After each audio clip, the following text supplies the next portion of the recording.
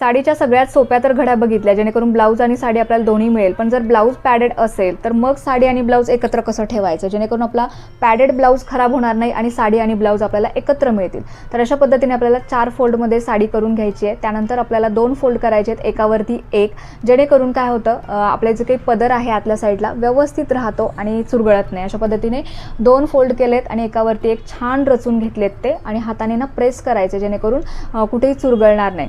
त्यानंतर ना हँगर जे आहे आपलं ते घालायचं आहे आपल्याला जे व्हिडिओमध्ये दिसल्याप्रमाणे.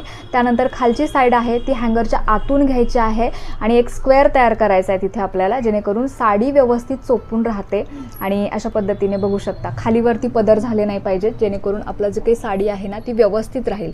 तर त्यानंतर ना आपला जो काही पॅडेड ब्लाऊज आहे ना त्याच्यामध्ये हा हँगर सकट साडी ठेवायची आहे आणि हँगरचे जे 2 टोक आहेत ना ते वरच्या साईडचे ते बाहीमध्ये घालायचे आहेत आणि व्यवस्थित आपल्याला बॅक साईड असेल किंवा फ्रंट साईड असेल हुक लावून घ्यायचे आहेत. आणि त्याच्यानंतर मग काय करायचं आता पॅडेड व्यवस्थित कसं काय राहील त्याचं पॅड, तर मग ज्या बाह्या आहेत ना त्या आतमधल्या साईडने उलट्या करायच्या आणि पॅडच्या मध्ये ठेवायच्या आणि चुरगळायच्या नाही आहेत अजिबात, अलगद ठेवा तुम्ही.